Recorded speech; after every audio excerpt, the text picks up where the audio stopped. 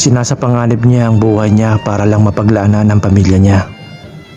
Nangingisda gamit ang tagpi-tagping kawayan bilang balsa.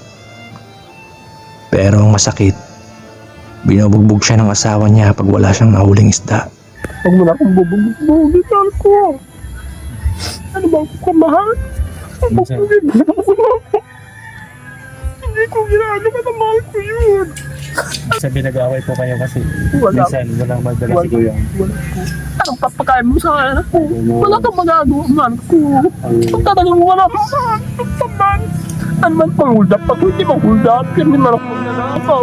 May ginawa, maging niya ako, naghihingi na lang ako dyan kung saan-saan. Pag talaga sa pilitan, kaya naman pa ko dyan. Pag bilang pagkain, hindi man ito gising. Lahat ng gising, wala naman sa akin yan. Sabi ng iba, ang lakas-lakas mo. Trabaho. Umaga pa lang ay nakikipagtulakan na si tatay sa walang katapusang alon ng dagat. At umaasang may mabibingwit siyang isda. Pero walang isda sa pangpang, kaya gamit ang kawayang balsa na dapat sana'y naging sahig ng bahay niya. Isinasapanganib ni tatay ang buhay niya para mangawil sa malalim na parte ng dagat kung saan posibleng may isda. Nakakaubos ng lakas ang paggamit ng kamay bilang sagwan para pumalaot ng walang katiyakan. Kung may kakagat ba sa pain niya, may maiuwi man lang sa pamilya. Saan man ang gulo tingnan, walang madali sa ginagawa niya. Kaya nga, dito sa tabing dagat, kilala siya, si tatay, ang dakilang mangangawil. Mga mahal, buti gumilid si Kuya. Kaya na pa natin siya pinagmamasdan. Napakahirap ng trabaho niya. Ayan.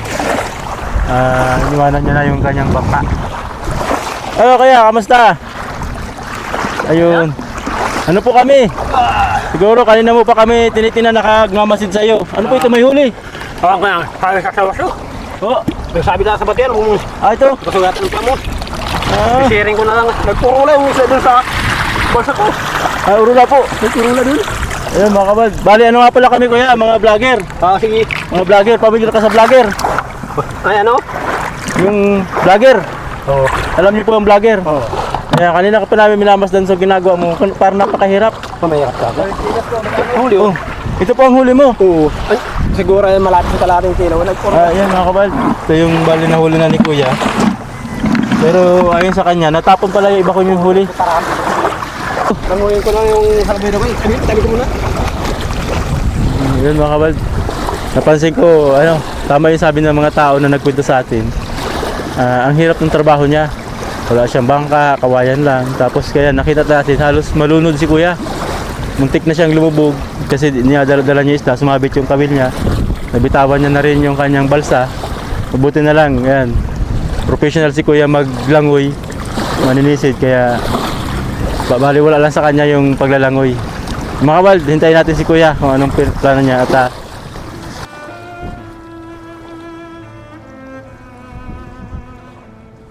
dito talaga dumudoong siya gamit yung kanyang balsa kung tawagin dahil hindi naman yung bangka mga kawad. Ayan no, mga kawayan pala yung kanyang gamit na pinagtabi-tabi, gamit niya para lumutang.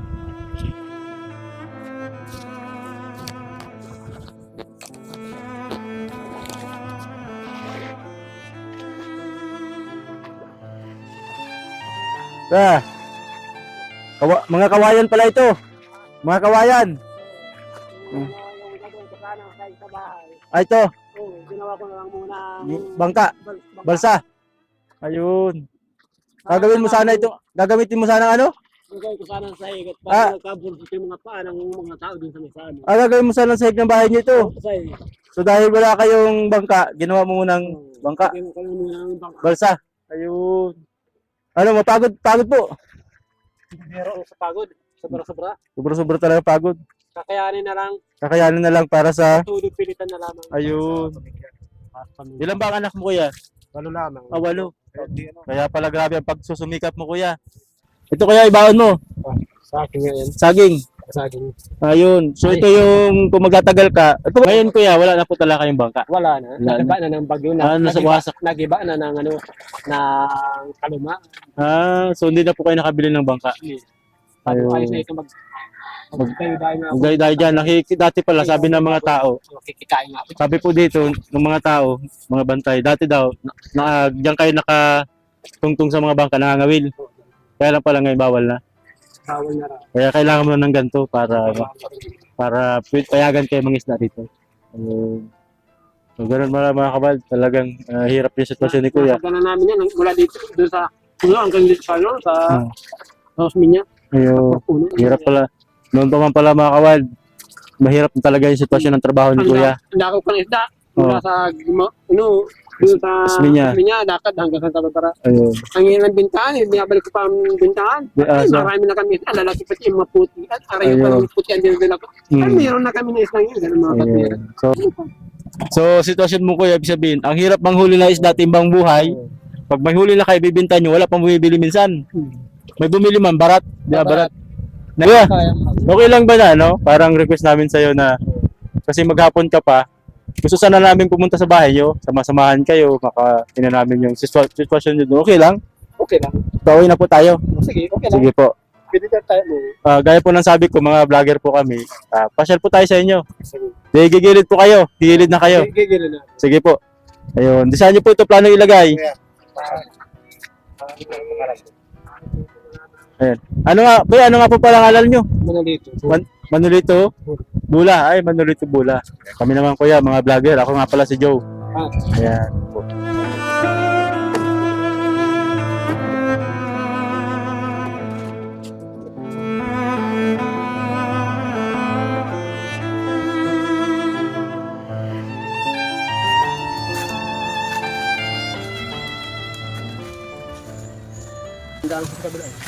May kalating oras na lakad, ano po? Sali po pa. Ay, doon sa may doon. Sabi na yun. Doon po. Ano yun? Doon. Mapakaliwa naman sa may kaliwa na yan ang bago natin sa kulay or sa bubong. Pauna na doon. Oo, direct ako. Yan, hindi kuya, nasa apat yata. Ang lalayo. Malayo pa tayo kuya sa bahay nyo? Natin na lang. Ayan na yan. Okay lang sa ating mahirapan, huwag lang tayo mahirapan. Ayan na po. Parang nagkatawag na yung mga anak mo kuya. Mga anak ko, nandiyan na pala kayo. Ayan. Sabi ko, huwag kayong maglabas. Ayun. Nakalabas na agad kayo. Ayan. Okay. Ayun talaga niyo. Anak, ito po. Ayan.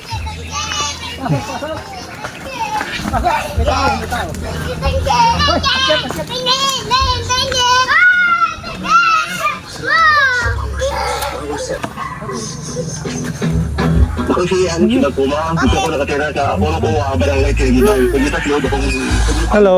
papatuloy ito kung hindi ko gamit. Hello bebe. Asan si mama? Sa mama nyo? Sa school. Sa school. Magandang hapon ba lang sa inyo? So ito po yung mga anak. Ito yung bahay mo kuya. Oo. Tuloy kayo sa aking palasyo. Oo. Anak niyo po ito. Tagilid na side mo ah. Nabagit niyo sa akin walo. Nasaan po yung iba? Nasa, mayroong dalawa sa DSWD. Sa DSWD. Mayroong ang isa ay nasa Imalugan, nakapang sa isa. May dalawang magkamukhang dalaga. Ayun. Nandun sa ibang lugar din. Ibang lugar din.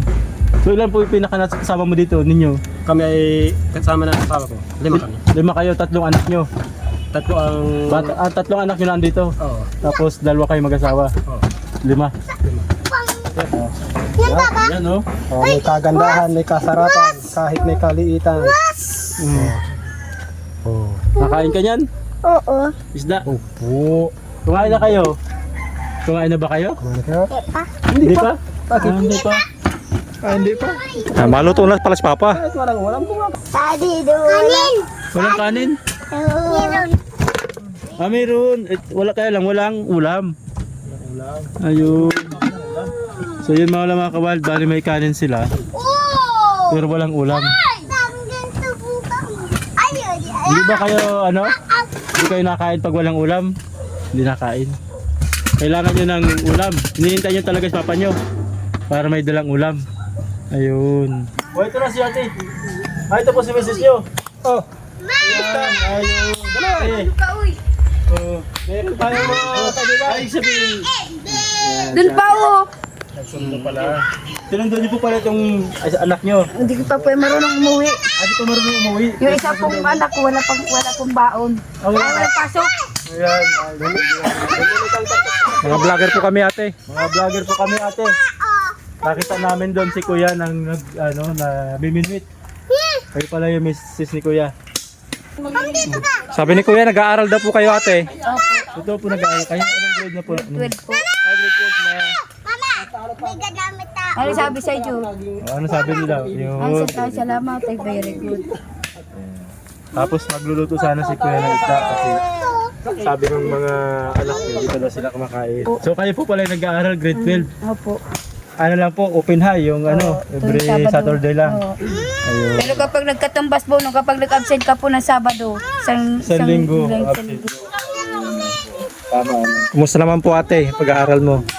Okay man po, kayang-kaya. Ayun. Anong pinakang kailangan nyo ngayon kuya kung sakali may matutulong kami? Anong pinakailangan nyo? Pinakang tulong kung sakali? Para naman hindi na maramdaman ang ganitong dating kahirapan na nararamdaman. Okay, yun. Kung sakali lang. Ano sana? Request nyo, pinakang pangarap mo sa buhay na magkaroon. Kung magagawa ng sana at may tutulong sa akin ng papakaunod sa landan. Di matatanggap ko. Ako'y naluluwa sa akin. Sige lang.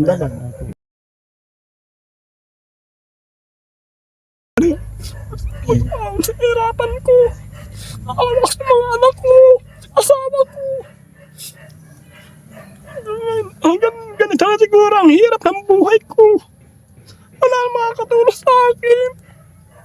Wala nang may mamasan. Sino pa man kaya? Ayun sana gagawin ako ng bahay na napakatibay. Kontento lang isipan ko. Kasi sabi ko sa sarili ko, kasi baka sabi ko habang buhay na lang akong ganito.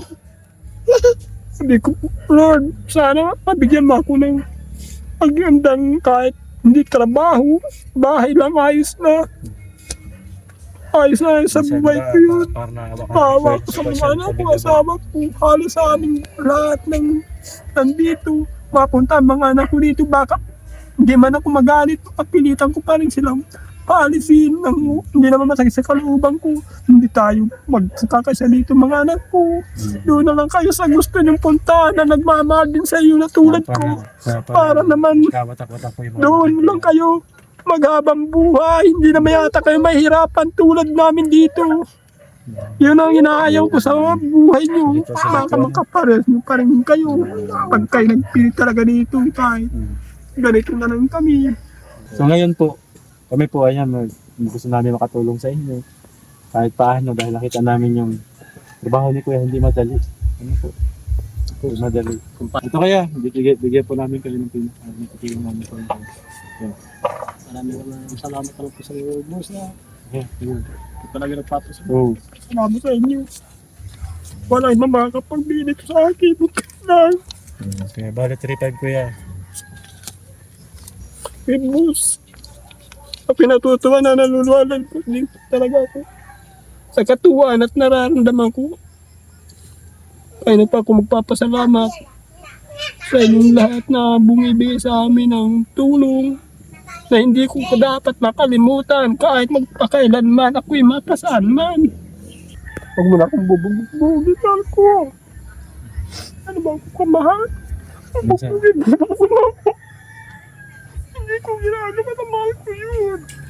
Ang mahal ko. Ako pag nagmahal talagang pinangako ko sa sarili ko, hindi ko kukurupin, hindi ko sasaktan talaga. Bakit ginagawa mo sa akin minsan? Ano naman? Di ba bait ko naman kahit ako'y pangit? Maganda na nga po ate. Bait ko. Ano po minsan dahil nagiging dahilan? Hindi ako nang mumura. Hindi ko nang mumura Nag-aaway kahit po kasi sino. kami minsan dahil po sa pinansyal. Sabi nag-aaway po kayo kasi Wala. minsan walang magdala si Kuya. Anong papakain mo sa anak ko? Wala kang magagawa, man ko. Kung talagang wala man. Ano man pang hold up ako, hindi mag-hold up. Hindi man ako magnanakaw. May ginawa, maging ako, naghihingi na lang ako dyan kung saan. Pag talaga sa pilitan, pahingin naman pa ako dyan. Pag bilang pagkain, hindi man ito bisyo. Lahat ng bisyo, wala naman sa akin yan. Sabi ng iba, ang lakas-lakas mo, magtrabaho ka na lang.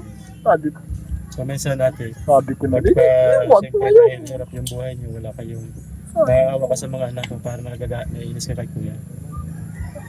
Bagay di ba po kita masasisi ate kasi siyempre umaasa ka na pagkakaman kayo ni kuya. Kaya ano ka ate at para ganyan mga kawag, di man natin masisisi ate. Minsan pala na nagkakaroon sila ng problema dahil sa financial. Siyempre, ayaw naman ni ate matulog yung mga bata ng walang kain. So minsan medyo malaki na. Na-hospital na nga po yung anak ko. Ito po, natuyuan na po ng Na-dehydrate siya. Kakain po siya ng Kung marami. makita mo lang po yung bata pa po yan, butot balat na po talaga po yan. Nakakain siya ng marami. Pero yun na lang ate, ganito na lang po. Parang request na sa'yo, wag mo na siyang sakta. Ganito na lang po yung gagawin namin. Tingnan po namin kung ano matutulong namin para at least hindi ko kumita si kuya na maayos. Wala akong inaati. Kahit ako inaati, hindi ko sila inaati. Binabaliwala ko na lang yung mga salita nila. Pero ikaw naman ate, di ka naman sinasaktan ni kuya. Hindi po. Pero aminado ka naman minsan Pero nasasaktan. ano po talaga po ako sa kanya at Medyo nasasaktan. Pero nagsisisi din po ako sa sarili ko kung bakit na ano po siya. Kasi pinapakabay talaga ni Mm. kuya. Kakilala ko Pero tayo. yun lang kuya, totoo po. Hindi ko pa masisisi si ate kasi siyempre ayaw niya mabuti yung pamilya niya. Ay, kung umuwi ka nga naman na walang dala, Ako naman, nagkakaga. Nag-iiyak nga po ako pag gagabi, matutulog ako. Nahihilo po ako pagdating ng ano po yung umaga. naiisip niyo? Ano po naiisip natin? Gutom kayo, gutom yung mga bata, pagdating ni kuya walang dala, anong nararamdaman niyo? Galit po, talaga nararamdaman ko po Nagalit galit. kayo. Hindi ko kayo masisisi. Kahit sino man po talagang Opo. magulang na isang Yeah. babae, pag ganun po Ganun talaga yun. nangyayari. Nagalit. Mm. Kaya pala porsigido kayo mag-aral kasi Mm. sa tingin mo, kung hindi ka makapag-aral, yung trabaho ni kuya, hindi may ahon yung buhay niyo sa kanilang pag. Sa aking nararamdaman dahil sa mahal ko Yun na kuya. Gata na lang po ate. Kahit naman bugbugin mo si kuya, walang lalabas na pera. Kaya, umunawain na lang muna siguro si kuya. Tapos yung tulungan po Hindi ko kami. naman siya. Tingnan po namin kung paano kami makatulong. Katulong yung aming po mga kaibigan, mga viewers namin dyan. Maraming salamat. Sana makatulong tayo kay na kuya at ate. Medyo kahit ano, karoon siya ng mabuting, medyo maayos-ayos na trabaho si kuya. At abangan nyo mga kawad, yung ating part 2. Tingnan po namin kung ano po yung magagawa natin para makatulong kay na kuya at ate. Na mabawasan yung mga ilang financial na problema nila, na nagiging dahilan ng problema nila. At kagaya ng kwento, may mga tulog, yung mga batang walang kain. Yung mga panahon na lahat silang nababasa sa ulan sa gabi. Tingnan natin mga kawal kung paano tayo makatulong sa kanila. Maraming salamat po sa aming mga viewers, mga sponsor na walang tigil na pagsuporta po sa akin para makatulong po tayo sa kagaya nila Kuya Lito at ni Ate, ano pa ba? Cheryl po. Kuya Lito at ni Ate Cherry. Maraming salamat po sa inyo. Sige kay Ate, salamat po tayo. Salamat po. Kahit doon sa nakarami na siya sa akin ng pananat. Binibilang ko. So minsan ba kuya, napapasaan kayo Paano natin? naman kita ginaganito mo ako? Hindi ko pala ginagawa sa iyo yan. Bakit masama ba magmahal? Yung naman kita ginagawa mo sa akin yun. Huwag mo lang ulitin. Yung anong nasa isip ko, ribong din po ako ng mga araw na yun po. Ay, parang nagawa ko po sa kanya yun. Dahil, Sabi ko, may problema pero ka. naghihingi din naman po ako ng tawad sa kanya kung Tama bakit yun. nagagawa ko sa kanya. Kahit Unawain din niya dapat yung mga ganung bagay kasi ang isang at hindi talaga po talaga dapat ang isang pamilya talaga po dapat ang mga anak hindi nakakaranas ng nalalaan mo sa gutom. kanila yung pangailangan talaga. Mm. Naintindihan naman po kita ate. May bahagi nga lang na hindi rin naman po tama talaga. Nasaktan mo si kuya kasi kung mapilayan mo si kuya, lalong hindi makapagtrabaho. Gusto ko nga sana magdrama na lang nung buhay niya. Sabi ko, hindi ako iigil. Bukas, sa isipan ko lang yun. Sabi ko, bugbog ako kahit masakit ang katawan. Nagpipal ako sa buko. Nag-dosi yung iligil.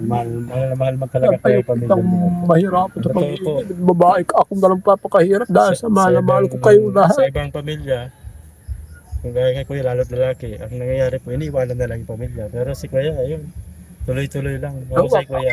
Minsan Siguro iniisip niya pa sa akin, baka ako daw ay pare ko na dun sa pinuntang kaya ako walang huli. Swerte yan lang kasi pag ako may nakahuli, di ba? Tulad bigay ako kung bumigay, kahit piso wala yan sa wallet ko. Ikaw ang ginagawa kong bulsa, di ba? Pako sa'yo, ikaw ang bulsa ko. Lahat ang pera ko, ibigay ko sa'yo. Sabay mo na kuya yung pinaka-request ko kay ate na ko ng Mahal ko, pwede ba yun? Magmahalan tayo. Di ba Yung minamahal namamahal. lang? Mahal na mahal kita, di ba? Kahit ako mahal na mahal kita, Di ba? Magmahalan na lang tayo, magtulungan na lang tayo. Yan mahal ko. Di ba? Kahit pawisan ka, nakahalikan kita mahal ko. Di ako nadudumi sa'yo. So yan, pag sabihin, matagal mo nang gusto sabihin kay ate na huwag ka na sana saktan. Ilang beses na bilang mo na ba kung ilang beses ka nasaktan ni ate? Sigurado may apo. Sige dapat. Ano yun? May Kung sakaling may sipa. yung pinakamalala, di ka naman napilayan. Hindi man minumultik-multikan. Kasi iniilawan ko tinatamaan pero kung isipan. Pero hindi ka lumalaban kay ate. Hindi ko nilalabahan. Sabi ko, ganyan ako magmahal. Kahit gawin mo kung praktika ng sunod ko. Tapos hindi ka man lang umaalis dito kahit ilang araw na walang balik. Bumabalik ka pa rin.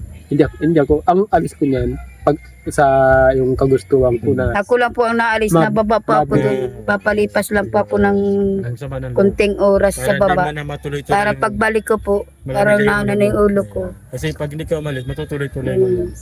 Wala nakikita kay kuya. Hindi kasi naman nasasaktan mo si kuya dahil lasing umuwi. Hindi naman ganun. Hindi naman po. hindi man ako kasi Kumbaga talagang dahilan lang ate yung naiinis ka pagdating ni kuya. Walang dala. Na alam niya naman na wala kayong pagkain. Wala po talaga kami, siya po ang aming inaasahan. Inaasahan. Pero pagdating ni kuya, wala. Hmm. Kaya pala ganun na lang yung pagsusumikap ni kuya kahit malunod siya.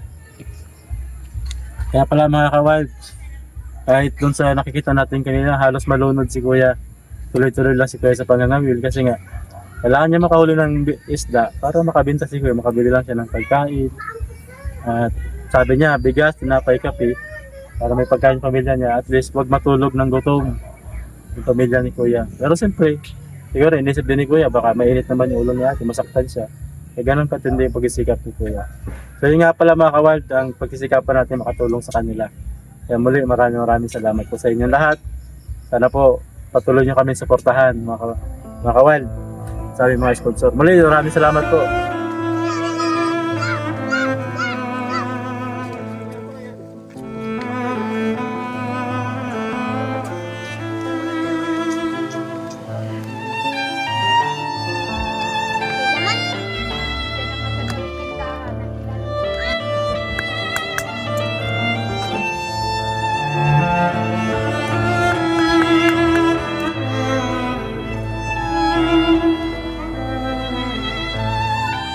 Ano to?